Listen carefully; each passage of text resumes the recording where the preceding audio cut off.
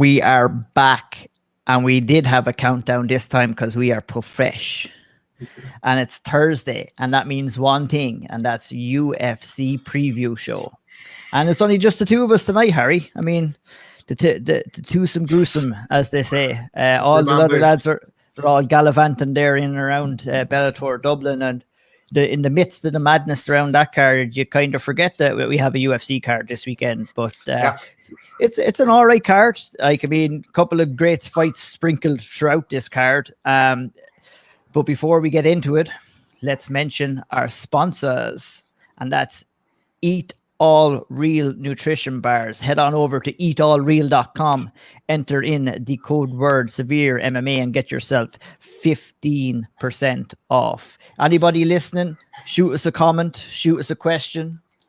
No abuse. We like interaction, lads. We like interaction. Give us some things to talk about. There's only the two of us tonight. So, Harry, Makhachev versus Bobby Green is our I'm going to call him Makhachev and Makhachev. I'm going to call him different names throughout this whole podcast you watch. But he's scheduled in to fight Bobby Green in the main event. And it's, given short notice fights, sometimes they don't capture the imagination. And I think with Bobby Green's recent form, this one kind of does capture the imagination a little bit. So, I mean, let's talk about Makhachev first. And when you talk about Makhachev, I think like mostly people will compare him to Khabib. Mm-hmm. And I always want to ask you the question first. How fair is that to him to compare him to Khabib? And how would you compare him to Khabib? Okay. So, I think that what we see with Islam Makhachev is a very similar skeleton style that Khabib presents. And let me explain what I mean by that. So we see using striking to set up takedowns. We see the leg lace triangle. We see the ground and pound. We see the advancement of position, right? We see all of those things. However, I think the comparison really stops there. His scramble ability is second to none, but we never saw Khabib really scramble. Khabib was always in control of these sorts of scenarios and in sorts of these situations.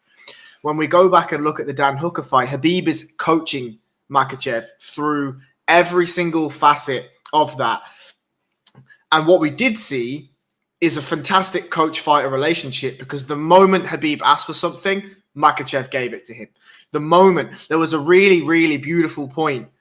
Makhachev had not yet stepped over his right leg to secure the head for Dan Hooker to finish the Kimura. And Khabib is screaming for patience. And Makhachev is looking at him dead in the eye. And Khabib screaming for patience. And you can see Makhachev just visibly relax. Khabib's asked him to step over. He steps over. He finishes the fight. Unbelievable. But the overall comparisons, I think, are that the skeleton of Makhachev is the blueprint that Khabib and that Dagestan team have put together. But the comparisons really stop there. Yeah, like I tend to agree, like, because I think in the wrestling department, I would have to give the advantage, obviously, to Khabib. But in the striking department, I do think that Makhachev is like more of a polished striker.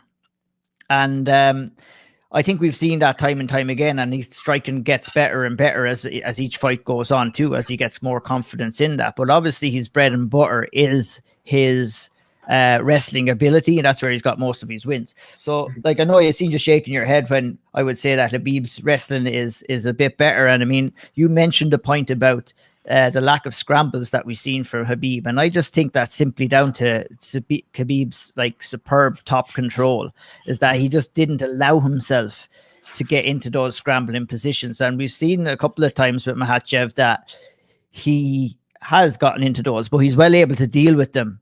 And, he's coming in against somebody here that I think he is going to be able to out-grapple in Bobby Green. Yeah, so the reason why I shook my head was twofold, really. One, because of some stories that I've heard from inside the AKA wrestling room, that Islam is actually one of the more dominant wrestlers, and the rounds with Khabib are very close. So, but in terms of in the octagon, I would completely agree. Khabib, I think one of the things that I like about Makhachev is willing to take far more chances than Khabib was, right?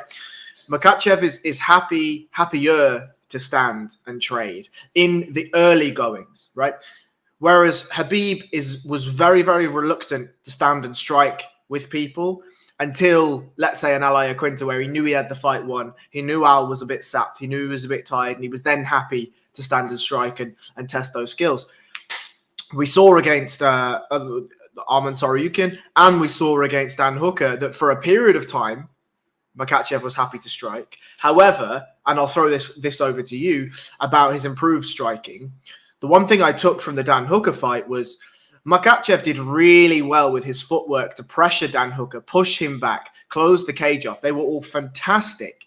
But the moment that there was a strike battle, an exchange, and Dan Hooker landed something of note, and that something of note was an inside leg kick, Makhachev immediately took the fight to the ground, and that was it. Do you think that is Makhachev just seeing, look, my grappling's just so much better than all of these lads, I'm just going to take it there? Or do you think that's shit, this guy can actually strike, let me take it down? Well, I just put it plainly down to just fighting smart. Like, I mean, you know what I mean? You can't be playing around with that kind of stuff in mixed martial arts, especially against someone like Dan Hooker as well, who does have some knockout power and is a lethal striker. You know, I really liked what you said about putting Dan Hooker on the back foot, and we've seen Michael Chandler do the exact same to Dan Hooker, and it was good to see that Makhachev kind of picked up on that and you use that against Dan Hooker, who I would admit doesn't like Dan Hooker is a forward moving fighter. He doesn't like being put on the back steps. Some fighters don't mind it, but I think that was a good pickup from Makhachev. But I think why, when your wrestling is that good, when your submission game is that good, I mean, there's no harm to, you know, test it out. You don't want to be going in and shooting naked takedowns. You don't want to be like just shooting from way far out. You got to set up those takedowns with strikes. So, I mean, what Makhachev has done quite well is that maybe he's gotten somebody into thinking that they're going to be in a striking exchange in it, and as soon as his opponent gets comfortable in the stand-up department, that's when you shoot for your takedown, and that's where you see most fighters being successful with takedowns attempts. And I think, you know, he's going to have to somewhat deal with that on Saturday night with Bobby Green, who is also a decent wrestler. Let's be real. But what we've seen recently with him is more of his stand-up game, and I think you know, I think he might have some success in this fight early on, but not that much, to be honest. I think we're just going to see some flashes of success for Bobby Green in this fight. And I mean, coming in on short notice against someone like Islam, if you're Bobby Green, how do you approach the fight, Harry? Yeah, so my takeaways for Bobby Green are his footwork patterns are very, very awkward. He L-steps really well. He squares up really well. He stands southpaw and throws the left hand as if it's a jab. And those offbeat patterns are very, very difficult to deal with. In the Alajuelenko fight, we saw, and he made some beautiful adjustments in that fight. He started by going southpaw and throwing that left hand like a jab, throwing the left hand like a jab, throwing the left hand like a jab, until Al was biting on those feints hard enough that he could actually switch to the right hand 1-2, and that's what eventually finished him. His ability when he throws that left hand, because his shoulders are switched, his ability to counter and to slip off the shot that comes back is far, far greater, which is fantastic. It's beautiful to watch. I don't think it's going to be as prevalent against Makhachev, though. Do you think that confidence comes from his takedown, not his takedown defense, but how comfortable he is if he gets his ass taken down?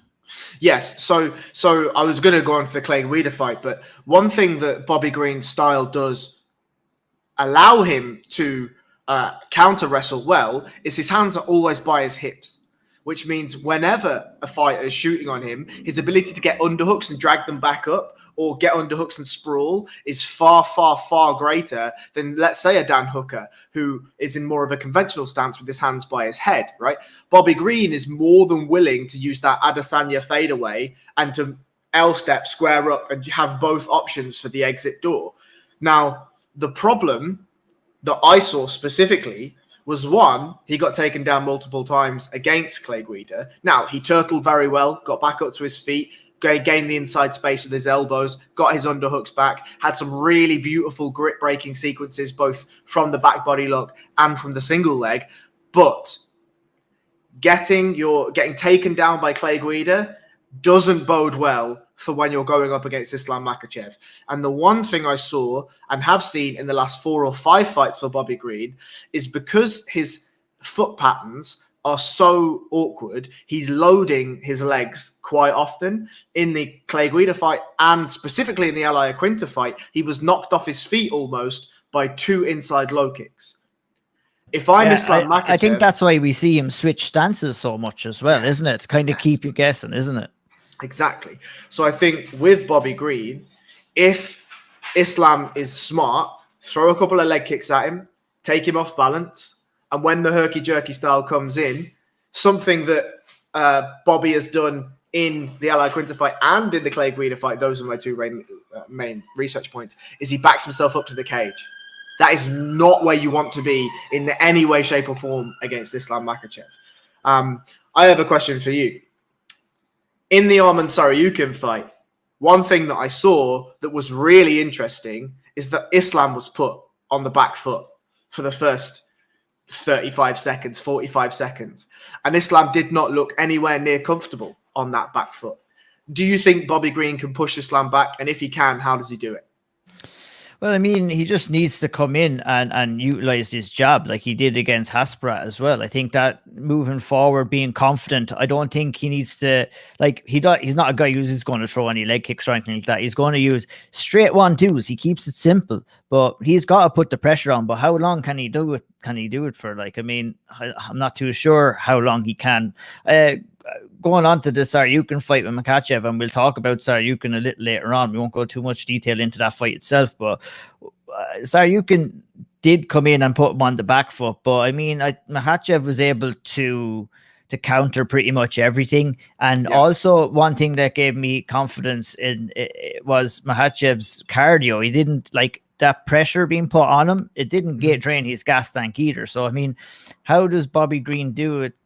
He does it on the feet with his jabs, his quick 1-2s, gets Makhachev moving backwards there. But you have to be super careful when you're doing that, because when you're coming forward with punches, you're also leaving yourself open for the takedown. So I'm interested to see what Bobby Green will come in and try to do here, because he can maybe try and clinch, he can try make it dirty, but I think he's going to try and come in there and just give it his all for as long as he can last for. And, you know, after competing only 2 weeks ago for 3 rounds, we don't know how kind of shape he's going to come in here, how his body is going to react, or how long he's going to last. This is like a 5-round fight as well. So, I mean, I don't know. I don't even think that we're going to see the championship rounds, if you want to call them that, rounds 4, rounds 5 in this fight.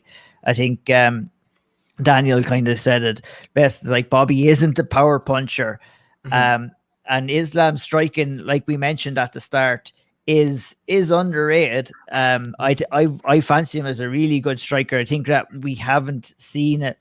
Like, we haven't seen too much of it because his wrestling and his submission game is so good. So I'm super interested to see. We probably won't see it this fight with someone like Islam, someone who can stop the takedowns and see what he's like on the feet then. But we might have to wait and see that. But look at Bobby Green. Like I said, I think we're going to see some. I think what's going to happen in this fight, because Islam has taken it at short notice, is that it's probably going to take him a little bit longer to figure someone out like Bobby Green, because, you know, Bobby Green took the fight at short notice. He has had 2 weeks to study some tape and stuff, but it's different when you're in there. But I don't think it's going to take him all that much. And I think that really, the fact that Bobby Green isn't a power puncher, and I don't think that he's going to be able to threaten with the knockout, is going to play into Islam's hands. And I'm hoping that we get to see a little bit more of his striking in this fight. Do you think that might be the case? So I think this fight goes one of three ways. And there's one more point. There's actually two more points. One, I just want to respond to something that Daniel said. And two, like the other underrated thing I think in this fight is physicality. I think when you see Islam and Bobby Green stand next to each other, you're going to realize how massive Islam is for that weight. And I think that is going to play a huge factor in this fight. And just the point that Daniel was making about Islam and Khabib's wrestling style has so much brute strength. I actually disagree with that. Like, if you watch the Arman Tsarukyan fight, there is so much leverage that Islam is using with footwork, and he limps arm out of things. And yeah, don't get me wrong, there are lots of big slams and there's lots of switches and this and that and the next thing. But generally, when Islam is on the floor, he's very loose and very mechanically tight rather than brute force type. I think that you can use your strength smartly in fights, and it's the same like with you'll be able to tell better with jiu-jitsu and wrestling perhaps than I would. I only have a brief experience doing something, but especially with jiu-jitsu, you can't look for strength all the time because that is going to wear you out. What you need to do is, it's the same as when you're striking. You've seen the Nick Diaz method where you're tap it, and then you throw your power punch. Well, what you need to do when you're wrestling and what you need to do when you're doing jiu-jitsu is you need to find those moments where you do have a little bit of leverage so that you can explode out of stuff, and that's where you use your strength.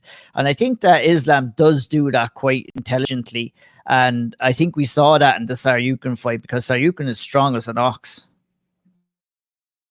I think you're absolutely right. Like, I think you've just touched on one of the things that's probably one of the more underrated parts of Islam's game, and that's his fight IQ, right?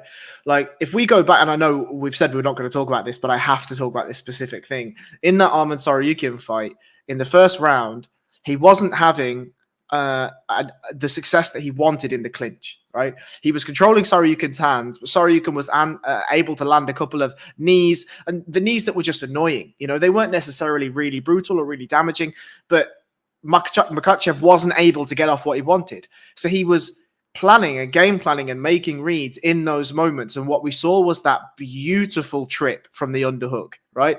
Both lads had an underhook.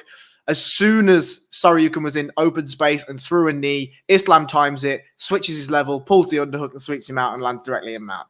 And that level of fight IQ is incredible. And I'm going to loop that all the way back to your original question of do we see the championship rounds? I really think it's Makhachev's choice. I think you're right that it may well be that it takes a little bit of time to figure out Bobby Green or whatever, but I also think that if Islam really wanted to, Bobby Green is going to put himself. We always talk about the sort of the three sections of the octagon, right? And they're painted by black lines. Bobby Green happily puts himself sort of in between the cage and that final line. If Makhachev just wanted to bull rush him in and try and double leg and push him against the fence and take him down, I think he could. I really think he could. So I think this fight is really going to be, what does Makhachev want? Does he want a first round finish? I can see him getting it. Does he want to have all 5 rounds and put some money in the bank and show off his striking and show off this and that? Maybe. But if there's one thing that we've learned about 1, Makhachev, 2, Khabib, and 3, that camp, is that they don't really take too many risks when it comes to something as important as this fight. If Makhachev goes out and puts on an absolute show and blows Bobby Green out of the way, we're looking at one more fight and a title shot, right? Or even a title shot. So, and that was a question I was going to ask you as well, and it was a point I was going to make. Like, we're unanimous thinking that Islam is probably going to take this fight. And just to kind of piggyback off what you were saying about maybe wanting to get 5 rounds in the bag, I don't think going 5 rounds with someone like Bobby Green, who's taking a fight at short notice, is going to bank you a title shot straight off the bat. I think if he goes out there and blows him out of the water in 1 round, he could call for a title shot, whether he gets it or whether he doesn't. But I would tend to agree with you that he probably needs to fight one more guy, because you look back at his fight history and, a couple of great wins along the way. Nick Glenn's, Jason Tebow, Cajun Johnson, Tsarukyan, like we mentioned, Davi Ramos, Drew Dober, Thiago Moises, and Dan Hooker last time out, and now on to Bobby Green. I mean, all great fighters, but none can be really considered elite fighters in their division. And I think maybe it's a shame that the Dariush fight fell out, because that would have got him his name, a name with an elite level lightweight. So this is a kind of a, it's not his fault. Fight fell through. He's still taking the fight, but at the other end, do you throw him into a title shot, or do you want to see him fight in a title eliminator? Do you put back on the Dariush fight later on this year as maybe a title elimination fight? Yeah, I mean, I think, as we've said with the UFC multiple times, it's not a meritocracy anymore, is it?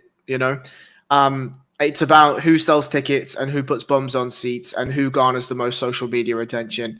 And if Makhachev goes out there and puts on an absolute barn burner, gets a highlight reel, we may well see him in a title shot. I think the Khabib influence is one that shouldn't be underestimated as well. Personally, I absolutely loved that Dariush fight. That fight is grappler's dream, an absolute grappler's dream. So if they want to put that fight back together, that's fine. Personally, I'd love to see Benny Daggers in a title shot. There's a couple of lads there that are ready for a title shot. So I'm happy with whatever happens, but I would not be surprised in any way, shape or form if Makhachev goes out there, does what Makhachev does, gets a first round finish, and is catapulted immediately into title contention. I wouldn't be surprised at all. Yeah, nor would I, to be honest. I think if he goes out there and blows him out of the water in one round, I think you get on the mic, you cut a hell of a promo, you demand the next title shot. You say, it's not my fault that Dariush fell out. I'm here. I competed. I took this fight. What is he? This would make it, if he was to win, it would make it, what is it, 2, 4, 6, 8, 9. That would be his 10th win in a row in the lightweight division. And it's insane. It's insane. That's it. That gets you a title shot in my book. It's insane. He has to, and we have a certain Irishman that might come into the mix and might try and throw a spanner in the works. But like you said, they're looking for those entertainment fights. They're not really looking at the rankings and giving guys who deserve the shot lately in the UFC. Yeah. So it'll be interesting to see how this plays out. This will be a prime example of it. But yeah, I think we're both unanimous in thinking. I think that we're probably looking at a late round one, maybe round 2 finish for Islam Makhachev in this fight. What would you think, Harry? Yeah, I think I agree. I mean, Bobby definitely has the ability to cause Makhachev problems, right? If Makhachev isn't on his P's and Q's, if Makhachev is a little overconfident, Bobby will catch him and he will slip shots and he will make it awkward and he will make it a problem. But I just feel like if, for whatever reason, Makhachev isn't able to get everything his own way and it's all just one-way traffic and Bobby does make it a little bit awkward, he's just going to forego the striking and he's just going to grapple. And as soon as he grapples, it's done. We may see some scrambles. We may see Bobby getting back up to his feet now and again. We may see some nice jiu-jitsu or whatever, but I just mean it's done. It's different levels. And it's going to be one-way traffic, I think. So I think inside 2 is a really safe pick. UFC. Yeah. I mean, I think you're right, Daniel. I think you're absolutely right. I mean, there's also a logjam of guys there. Benny Daggers is absolutely, from a meritocracy standpoint, earned a title shot, right? If Conor comes back in, I think he gets the title shot over absolutely anyone if he wants it. Islam Makhachev, Beneil Dariush, it doesn't matter who your name is. Dustin Poirier, doesn't matter. If Conor McGregor comes in and sits down with Dana and says, I want a title shot, Conor McGregor gets the title shot and there's no two ways about it. I really, really think so. Is that the right thing? No, of course not. But, that's it is what it is, right? MMA will MMA. But I think you're absolutely right. The UAE connection and, if they can go to Abu Dhabi and they can put on Islam Makhachev versus the winner of Justin Gaethje versus Charles the Bronx, then that's a huge fight for that region. Yeah, that has Fight Island written all over it. I think it would be a great fight too. And it'd be interesting to see what happens as we move on to the co-main event. And that is another short notice fight. Wellington Turman, who came in at short notice of this fight against Misha Cirkunov. What do you think of this, Harry?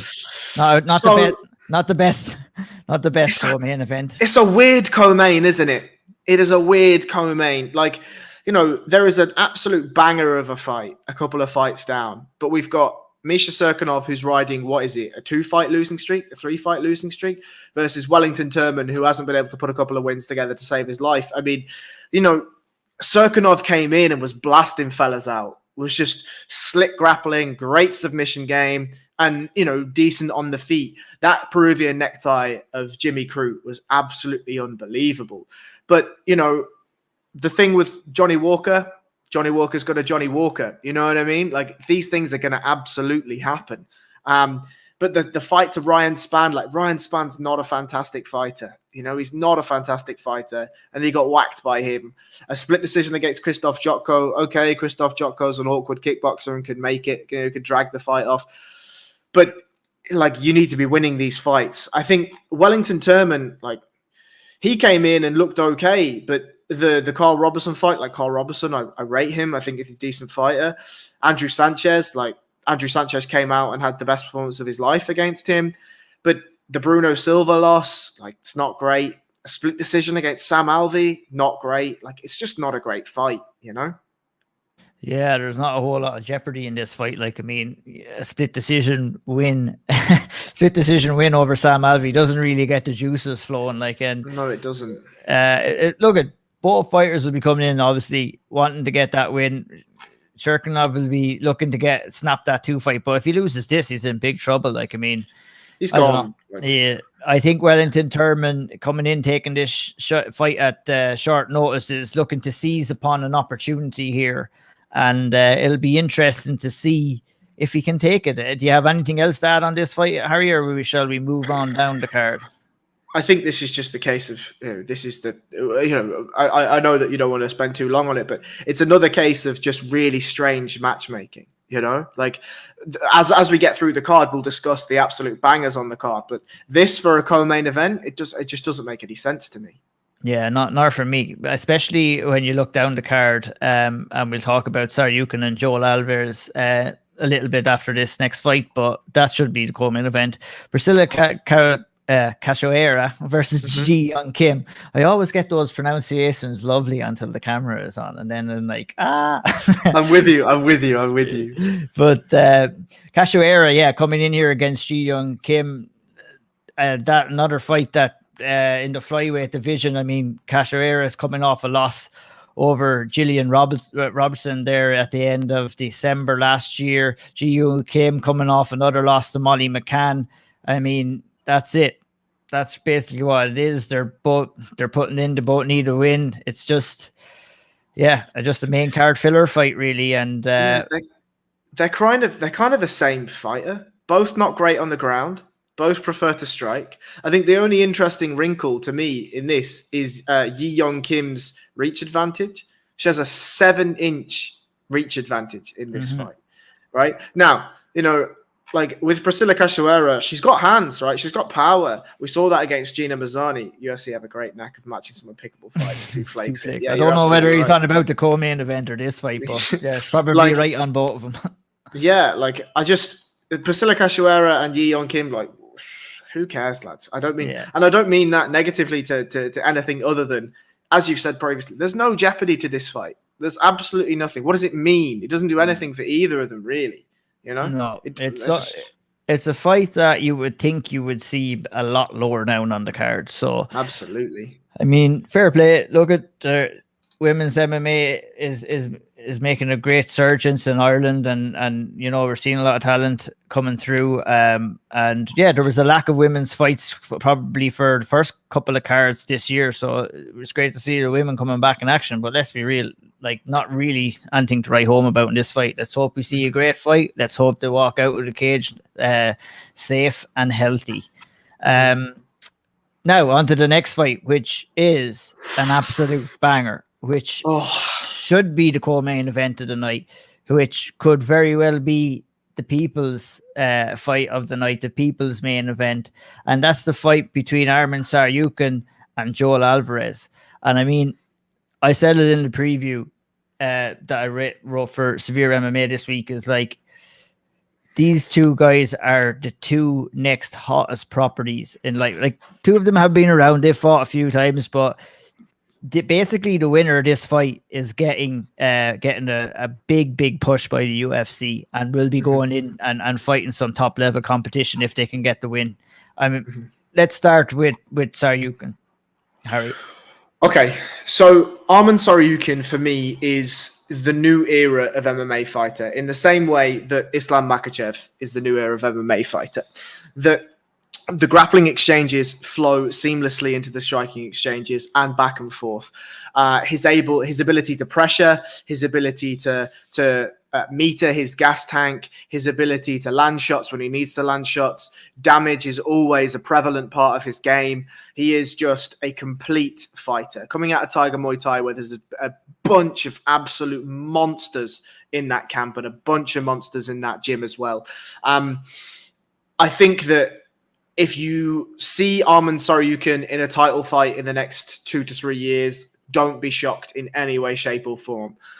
He hits really hard. He can really grapple. And if you don't believe me, go and watch the Davy Hamosh fight. Go and watch the Olivier Aubin-Mercier fight. Go and watch the Islam Makhachev fight. He didn't look out of place in any of those fights, especially the Makhachev fight. I think, okay, he was beaten in almost all of the grappling exchanges. But if you really, in my opinion, one thing that I did and learned a lot from is I went to go and watch that Makhachev fight and I watched it in half speed. And then I watched it again in half speed. And if you watch the actual transitions and the exchanges between those lads grappling, he gives just as much as he gets. Makhachev was just a notch above him that night. And I wouldn't also be surprised if you see a rematch between those lads somewhere down the line. I have to agree about that rematch. And I mean, in the great words of great man Eddie Hearn, to come in there on your UFC debut and you've come up against someone like Islam Makhachev, you start off the fight with a head kick and then you try out wrestling for 3 rounds. He has a set on him, that man, as Eddie Hearn would say. But I think you're dead right in your analysis of him. Very confident fighter, obviously. You know, you're coming in like, what a tough UFC debut that he had, coming in against someone like Makhachev. And I thought that he did excellently in defeat in that fight. It was his only loss in the UFC so far. His wrestling scrambles were very good. He's very strong, very powerful on the feet, and he's going to cause a lot of trouble to a lot of lightweights in this division, I think. For me, seeing the way he's been matched up kind of confuses me a little bit, because you come in against someone like Makhachev, okay, you lose, then you go and you get a win over Olivier Aubin-Mercier, who back in 2019, Aubin-Mercier, that's a good win. Great win. Davi Ramos, another great win by decision. Davi Ramos, obviously really high level grappler, come in and kind of just hung in with him, got the decision win. Then you fight Matt Frevola, and then you fight in your last fight Christos Giagos. I know he got a beautiful knockout win in that last fight, but I mean, I would have liked to seen him. It's kind of like backwards the way they've matched him up here. So this is a perfect fight for him against someone that has been really dominant as well in Joel Alvarez. You know, we first seen Joel Alvarez against Joe Duffy. Like that's when he first came onto my radar. Like he had a win and a loss in the UFC at that stage, but when I first seen him was against Joe Duffy. And, you know, we all know what kind of a fighter Joe Duffy is. A very good fighter, very solid fighter, all round fighter. And, you know, Joe retired after that fight after he was beaten by Alvarez. And I think that, you know, it might have been a bit hasty in retrospect, because, you know, Alvarez has gone in there and he's basically, since that first defeat, he's wrecked everybody. He's got ground and pound win against Ali Bilardo, another guillotine choke over Joe Duffy, went on against Yakovlev, got another arm bar. Absolutely came in and murdered him, and then went in the last time and murdered Thiago Moises in that fight as well. And I think that the only thing, and I said it in the preview too, the only thing this man has to worry about coming into this fight ahead of the fight itself is making that weight, because those last 2 wins he didn't make the weight, and that's not great, to be honest. I mean, it takes a little bit of shine off the wins. I'm interested to see if he makes the weight this time, because if he doesn't, he's going to have to move up in weight. But talk to me about Joel Alvarez as a fighter. Harry? Yeah, so I really like Joel Alvarez. I think for the weight class at 155, a 6'3" frame is really, really interesting, and it lends itself very, very well to his style.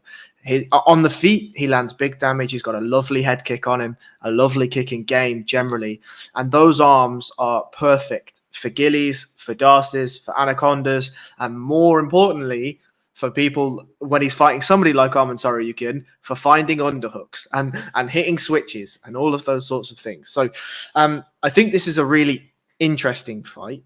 The reason Joel Alvarez, I think, matches up well with Arman Tsarukyan is one, because if Arman Tsarukyan's coming in, he's going to have to be very selective about the way that he chooses to grapple, because he has to stay away from all of the submissions that we've just talked about. He's going to have to stay away from the hip tosses. He's going to have to stay away from the head kicks. There's a big height disadvantage here for Arman Tsarukyan. Tsarukyan's coming in at 5'7", Joel Alvarez coming in at 6'3", and a big reach disadvantage as well. So I really like this fight, but if I was to go, if we're going to go to picks, well, let's not go to picks just yet. Okay, fine. Go on.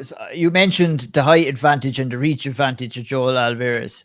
Yep. Think that he should utilize that as best as he can. And the benefit of being a long-rangey fighter is that you can fight a little bit further away. Like, we talk about the inside, you're in range or you're on the outside. And we've seen Joel Alvarez fight on the outside, and especially against someone like Tsarukyan, who is going to be looking to come in and clinch or looking to come in the takedown. When you fight on the outside, it does give you that opportunity to see maybe a takedown coming in, which would leave you open for a knee, or might leave you open for an uppercut, or leaves you open to get those underhooks in, like you said. So I think that's the interesting battle that we're going to see in this fight. I think, how does Tsarukyan close the distance? Is he successful in closing the distance? Is Alvarez successful in keeping Tsarukyan away? Because I do think that Tsarukyan is going to be the one who will initiate the grappling. He's going to want to put Joel Alvarez down on his back and test him out there. I think he would be the stronger guy when the fight hits the mat as well.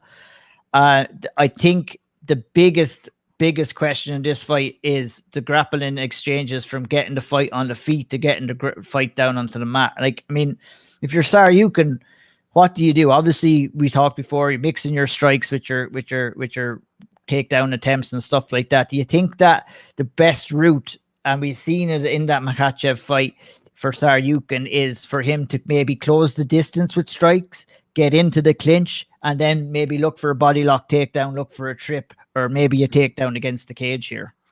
Absolutely. So I think that there's a couple of things that I certainly would have in Tsarukyan's favor. The first is speed, and the second is power. Don't get me wrong, that elbow and uppercut on Thiago Moises was disgusting. But Tsarukyan has lunchboxes, big hands, big power. And that speed advantage, I think, will work really, really well. If I'm Tsarukyan, I'm looking for a couple of things. I'm looking to cut the cage off as much as possible, and I'm looking to beat up the legs. I'm looking to work the body, and then I'm going to go to the head. As you said, I'm going to use my combos. I'm going to get in to the clinch, and I'm either going to use what's called a reverse broomstick, which we see Damian Maia hit. We saw Jacob Alcoon use really well in his last fight. And the reason why the reverse broomstick... Describe a reverse broomstick to anyone who's... Sure. So the reverse broomstick is when you have a back body lock and you pick a hip and you shuck yourself to the hip. The person then, as you push them into the cage, they have to base with one leg. When they base with one leg, you take that leg and you spin them to the opposite side. What it does is that leg is their only basing leg. It returns them to the mat, but there's no opportunity for a guillotine. So you land essentially inside control if you want it, or if they really, really fight the takedown hard, you'll end up on their back, right? Yep. So if Tsarukyan is looking for those sorts of takedowns, or he's looking for big body lock slams or whatever it is he's going for, we're seeing a lot more of that in MMA right now as well, rather than, we used to see with takedown attempts, maybe just throwing out the jab and then a shoot from distance. But I think that the level of MMA has gotten so good right now, I don't think you can afford to do that, because like we said, with someone like Alvarez, he might be able to see that and counter that a lot better. So I think, exactly the way you described it there, like especially for Tsarukyan in this fight, but also we've seen it a lot more in other fights as well. Absolutely. And yeah, the game has to be smothering and controlling. It's more it's less opportunistic, and it has to be more calculated and controlled. Otherwise, these lads are just too good. You know, that's just opportunistic takedowns just aren't going to work, you know? For sure, for sure. All right, let's get on to picks. How do you see the fight going? Look, fuck. How do I see the fight going? So I think it can go I think the reason why I like this fight a lot is it can go one of many ways. Generally, I will always try to pick the fighter that is more complete and the fighter that I think has more technical proficiency in the game of MMA. So I will pick Armen Tsarukyan. How it finishes, I really don't know. This could easily be a unanimous decision for Tsarukyan. I think one thing that we have seen, and one thing we saw in the Damiro Magilov fight, was Joel Alvarez was pushed, right? They pushed him, and he was put in uncomfortable situations, and he was dragged into deep water. Armen Tsarukyan absolutely will do that. So if the weight cut is bad, if the weight cut is tough, and if Alvarez either makes the weight and finds it more difficult because he's forced himself to make the weight, or if he's struggled to make the weight and can't make the weight, and Tsarukyan pushes the pace for those 3 rounds, I'll be very interested to see if Joel Alvarez can still hang. But I can absolutely see that this gets done in some ground and pound, some strikes from the top. But I can also see, just to counter my own point, I can see Tsarukyan comes in, Joel Alvarez works on something, snatches up a guillotine, maybe out grapples, maybe exchanges, maybe in a scramble we could see something. This is MMA, anything can happen. But my official pick will be Tsarukyan unanimous decision. Mm-hmm, yeah, and that really the way you described it there, that it could go anyway, is just the perfect testament to how good this fight is, because it could go anyway. I think a big thing that I'm looking at before this fight is that of Alvarez's weight cut, how much it affects him. He came in 1.5 pounds over the limit of 156, so that means he weighed in a 157.5 for his last fight against Moises. How hard is he going to have to work to get that extra pound and a half down for this fight? Has he got a nutritionist in? We don't know really the backstory. I've not heard him talk about his weight troubles too much, but that's an issue that he's going to have to sort out. If he does sort it out, if he does get down, how much is it going to take out of his game? And that's what I think is going to be the defining factor in this fight. I think that Tsarukyan is going to come in and he's going to put on an absolutely phenomenal pace on this fight. He's going to get Alvarez working hard. He's going to get him grappling. He's going to make the fight a little bit dirty. If this fight plays out on the feet, which I can only see it playing out on the feet in moments, that's when anything could happen for me. But if Tsarukyan can implement his grappling, he can get the fight to the ground, I think that he'll be super dominant there. I think he's much stronger and more technical on the ground. He'll have to be wary of the submission attempts, but I think we'll see him probably on the ground in half guard or in side control, where he's out of Joel Alvarez's guard, where Alvarez has looked the most dangerous so far. And I kind of would agree with you. I can see this being a Tsarukyan unanimous decision overall, but absolutely fantastic fight. Like, I cannot wait to watch this. It's one of the fights on the card that I'm most looking forward to on Saturday night. Before we move on, could I just stop you? Could you pull up Dan's question or Dan's statement there of Tsarukyan and Makhachev likely the best wrestlers in the UFC? What do you think about that? I don't know if they're up there. Like, I mean, Tsarukyan and Makhachev, they definitely have, they complemented each other in their fight, and Tsarukyan proved that he can hang with the best and not be absolutely dominated against someone like Makhachev. I think Makhachev is a really good wrestler too. The best in the UFC. Usman, Covington. Yeah, Usman, Covington will stand out to me as the best, I would say, because wrestling isn't just about taking a guy down or dominating him. Wrestling is about keeping the fight on the feet and dictating a fight. You can dictate a fight with your wrestling without ever taking anybody down. And Usman's wrestling, like, you're talking about guys who Usman has gotten taken down once by Colby Covington, and one official takedown. And how many fights? That's ridiculous. That's ridiculous. We've seen Makhachev have his back taken. We've seen him having to scramble out of positions and stuff like that. And yes, he has fantastic ability in doing that. But when we're talking about, they're up there, don't get me wrong, but I don't think they're the best in the UFC right now. And can I throw some maybe unorthodox and maybe controversial names in there? Best wrestlers in the UFC, Piotr Yan and Jose Aldo? Yes, absolutely. For counter wrestling, that's what we're talking about. I mean, Jose Aldo has mastered the art of the takedown defense. And he just has an ability to nullify someone's takedown, get the underhook, keep the fight standing. Peter Yan, exactly the same. We've seen Peter Yan utilize some great counter wrestling, but we've also seen Peter Yan utilize very offensive wrestling. And what we're seeing with these wrestlers and guys coming from the likes of Armenia and Russia and everybody like that, who have that really deep-rooted wrestling background, what we're seeing those is they because they have that deep-rooted wrestling background, they're having more time to work on their striking. And now we're seeing a new form of MMA and a new kind of striker that's able to implement that wrestling defensively and offensively, along with some strikes. And I think the perfect example right now is Peter Yan, who could be arguably called one of the best wrestlers and one of the best boxers in the UFC. Don't tell Max Holloway. No.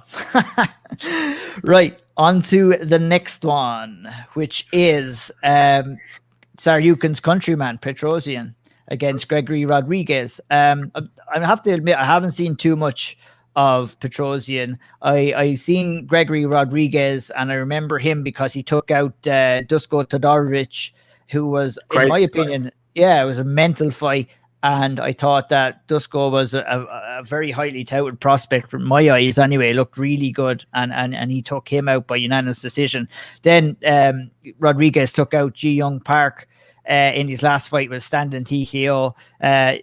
Park, all right fighter, but that's what you have to do against an all right fighter. You have to go in there and you have to take him out. Do you have anything to add on this fight, or how do you see it going? Yeah, so Petrosyan is certainly prefers the striking. And whilst Gregory Rodrigues has had some really nice striking wins in his recent performances, he's also a pretty proficient grappler. He's got a win over Cody Steele. Cody Steele is a fantastic grappler. Had a grappling bout against Joe Solecki on the UFC Fight Pass Invitational, and that was fun enough, right? It was a sub only. Nobody got subbed. It was a draw, whatever. But yeah, I mean, I would, if I'm Gregory Rodrigues, I'm going to test the grappling of Armen Petrosyan early and often. I don't think I want to stand with him. He looks nasty on the feet, nasty. But yeah, I mean, again, it's a fight that Gregory Rodrigues at middleweight. Don't talk to Sean Sheehan about middleweight, but it is a relatively shallow division. Rodrigues has got how many wins? Two wins in the middleweight division now. If he strings a nice win here, strings another nice win, he could be knocking on the door of a ranked fighter or a decent, upper echelon fighter. So, it's one to watch, but I don't think it has a huge amount of jeopardy. Not one I'm super excited for. Yeah, 100%. I think, your assessment there was absolutely perfect. I think Petrosyan, I think he will be looking to stand and bang. And I think that Rodrigues will be looking to try and take it down. So classic striker versus grappler there. And we move on to the next fight, which is a mystical, rare occurrence in the UFC.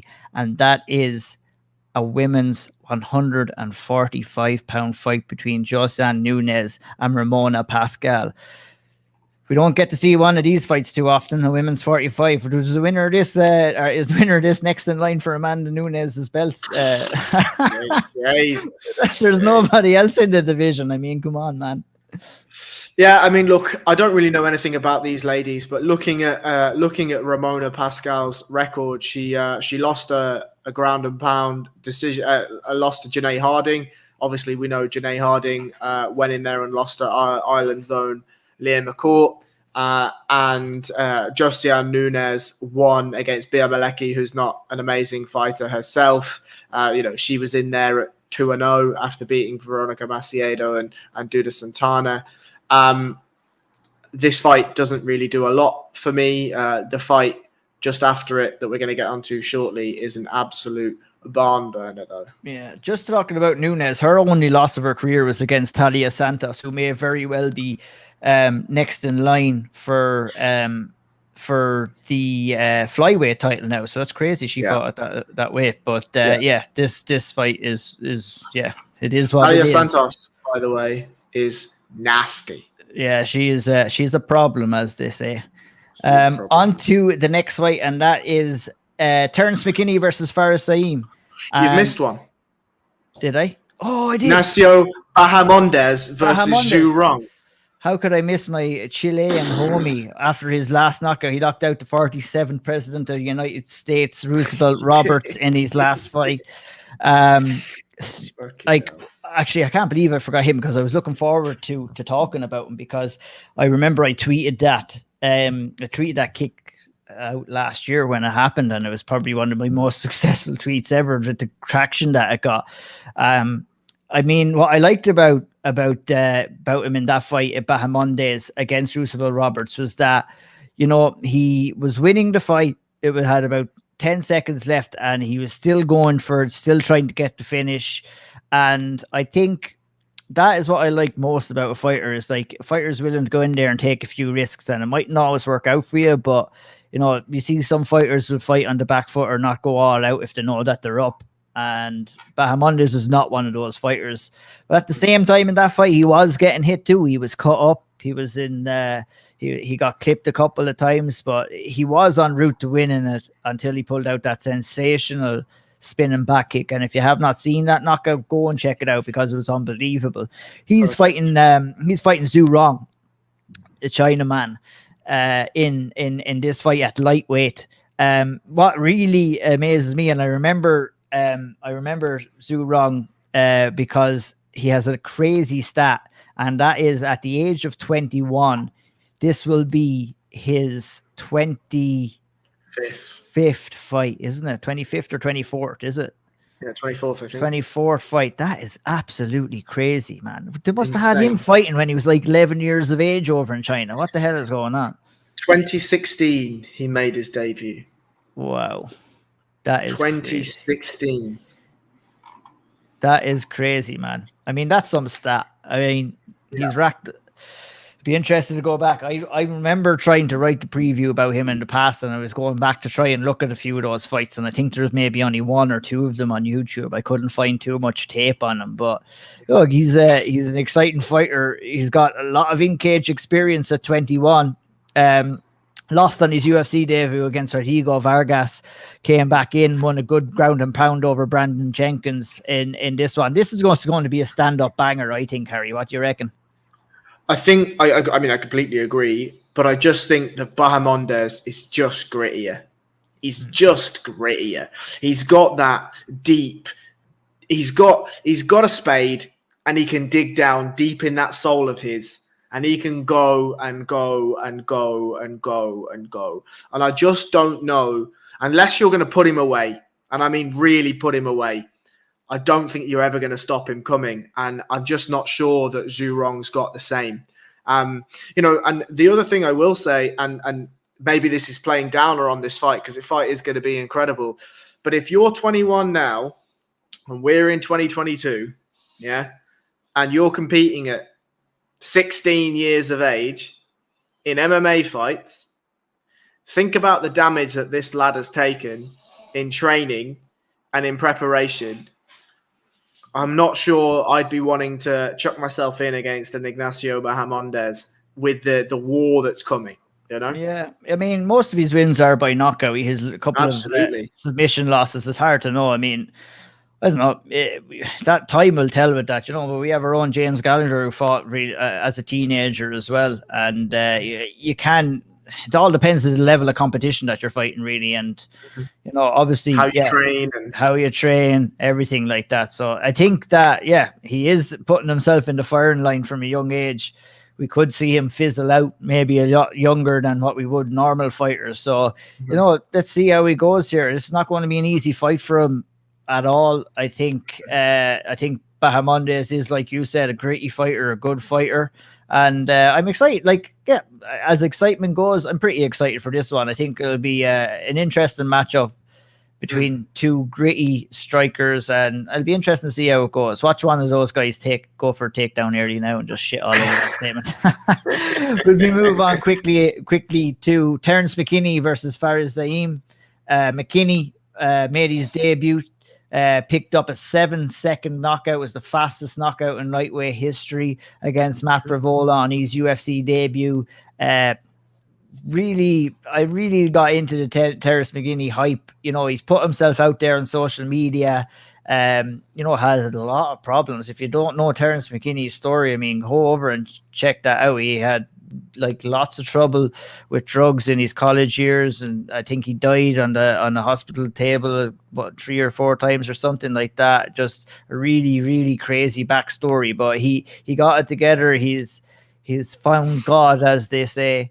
And he's a really good fighter, a really exciting fighter with some great knockout power. And he comes in against Fares Ziam in the lightweight division here, who picked up a majority decision win over Luigi Vanderimi, and also has a good win over Jamie Malarkey as well. What do you make of this fight, Harry?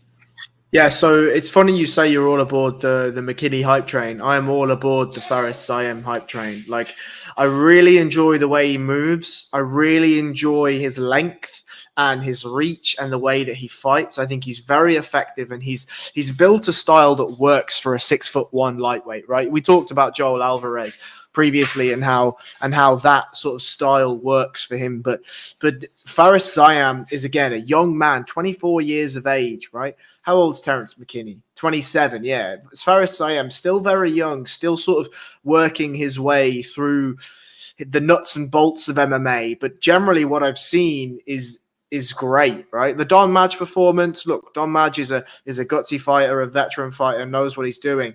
The Jamie Malarkey win and the Luigi Vanderimi wins, to me, are very, very impressive. 2 stand-up guys, 2 well-rounded MMA fighters, and he put the pace on all of them. He's very elusive, strikes really well, and I think against McKinney, that's a tough style, because McKinney is more than happy to run you down, and he's more than happy to follow you around the cage, and he's more than happy to look for those big shots. So if I'm Fares Ziam, I think this is a really, really good test of your style.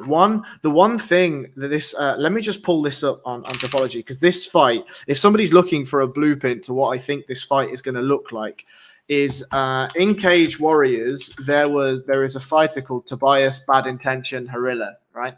Yeah. And he recently fought a fella called William Gomez. Now, I didn't know much about William Gomez, but I think if this fight looks like anything, it's going to look like Tobias Harilla versus William Gomez. And Tobias Harilla is going to be Terrance McKinney. So, look, it'll be a really, really interesting clash of styles, and I'm definitely looking forward to it. Yeah, that should be a belter. That's on the undercard. And Alejandro Perez versus Jonathan Martinez. That's going to be another banger. Yeah, great fight in the featherweight division. Perez is really gritty grappler as well. Pulled off kind of a straight arm lock, kind of a judo arm lock, kind of a such where he trapped the arm into his legs and then just squeezed on the hips, straighten out the arm. That was a little while back, I think. But Jonathan Martinez, another gritty fighter too, and I think that that was again actually that arm modified arm bar for Perez was in his last fight against Johnny Eduardo. So I thought that was further back. But this should be a good fight too on the undercard. 2 gritty guys. It should be a very entertaining fight from start to finish. Martinez is one to watch. He really, really is. He's had a some tough fights. He lost to Andre Sukumtar back in 2018 when Andre Sukumtar was the prospect back then. Lost to Andre Ewell. Again, Andre Ewell was a prospect back then. That was the split decision loss. And then he loses to Davy Grant. And look, if you want to get into a firefight and a grit war with Davy Grant, you're in for a tough night. But the decision win over Frankie Saenz and the division win against Thomas Almeida were 2 absolutely unbelievable performances. Thomas Almeida could not touch him that night. And he's a man that, 5'8" for bantamweight's a good size. He fills out well, and his footwork is really nice. Sorry to interrupt you. He was doing well against Davy Grant before he got tipped as well. I mean, he probably got a little bit too confident, but he'll have learned from that as well. And I think I'm excited to see him coming in here again on Saturday night too, and big prospect for me. Prospect for me. Who do you think takes that fight? I mean, look, we're going to see whether Look, Martinez looks fantastic on the feet, right? But the Achilles heel has been the dominance in the grappling and getting back to his feet when he does get taken down and the cage control and stuff. So I think if he can keep the fight standing, it is absolutely Martinez's to lose. But let's see. Let's see indeed. Not too much more else to talk about on the fight. Ramiz Brahimaj against Michael Gilmore. Brahimaj lost to Court McGee, I think, in his last fight. Yep, yeah, that's right. Yeah. And, short notice replacement. Short notice as well. Victor Almentero versus Carlos Hernandez gets us opened up in the lightweight or the flyweight division as well. Mm-hmm. So look at overall, Harry, pretty decent card. I mean, I'm excited for a couple of fights on this. We have another hour in the books here. I mean, overall, let's finish with your fight of the night candidate. Ooh, that's a good question. So, I mean, I think there's a couple, right? I think Ignacio Bahamondes versus Zhu Rong is definitely a candidate for fight of the night. And I think Armen Tsarukyan versus Joel Alvarez is definitely a candidate for fight of the night. I don't think Makhachev and Bobby Green is going to be in there because I don't think it's going to last long enough. Terrance McKinney, Ziam might be in there too. But I think Ziam is much more of a point fighter and a moving fighter rather than a stand and bang and, you know, really going to make this an interesting war. Before I hand it over to you, just to quickly touch on the card itself, like I think this card specifically is a card that we're going to look back in 3 years and be like, oh, Jesus, like we saw a lot of these lads fight early on, right? There are definitely fighters that, yeah, there's not a huge amount of jeopardy in these fights, but Arman Tsarukyan and Joel Alvarez, they're going to be knocking around the top of that division for a little while longer. Gregory Rodrigues and Armen Petrosyan, you might see one of them making a storm in middleweight. Ignacio Bahamondes versus Zhu Rong, neither of them are title contenders, but they're going to have a lot of fun fights in the UFC. Terrance McKinney, Ziam, you may see one of them ranked in the future. Perez versus Martinez, as we've already touched on about Martinez, like that guy is a prospect and one to watch. So there's definitely a feeling of some sort of budding prospects and some good matchmaking to put prospects together and to see where they build in this card. Yes, there's a bit of dross, but I mean it's the UFC in post-pandemic, right? So you're going to find it. But who have you got for fight of the night? I think it'd have to be Tsarukyan versus Alvarez for me. I think that fight has a ton of potential to go all the way. And yeah, you're right about the card. As UFC Fight Night cards go nowadays, this isn't too bad of a one. And that's it. We can wrap it up there. Another one in the books. A shout out once more to our sponsors, All Real Nutrition Bars. Head on over to eatallreal.com. Enter the code word SevereMMA. Get yourself some sweet bars and 15% off. Lovely, loads of flavors: cashew cookie dough, chocolate, hazelnut, peanut butter, delicious coconut, you name it, they have it. Go on over there and get it. We'll be back next week for the UFC 272. We'll be back with a few more bodies. Big card between a big fight between Colby Covington versus Jorge Masvidal. We got Rafael dos Anjos versus Rafael Fiziev in the co-main event. Edson Barbosa versus Bryce Mitchell. Kevin Holland versus Alex Oliveira. Spivak versus Hardy. I mean, lots and lots of fights to look forward to in there. We'll be back in force next week. If you're watching this on the YouTube channel, hit the like button. Hit the subscribe button. If you like this, head on over and check out some of our Bellator Dublin previews. Some of our content this week. Sean Sheen has been doing some Trojan work, as all the rest of the lads. Andy, Graham, Harry, yourself. We've all been putting in the work there. Head on over, watch the Bellator preview show on the YouTube channel. Lots of media day coverage, weigh-ins, everything is over there. We've got you covered when it comes to Bellator. We've got you covered when it comes to UFC. And that's it. Got you covered when it comes to Cage Warriors, lads. Cage Warriors. We got you covered when it comes to everything else on the Chase and Pack on the SevereMMA Patreon account. Sign up if you haven't already. Speakers Corner, the Contender, everything. Guys, we can do it all. We can do it all. Until next week, take it easy. Good luck.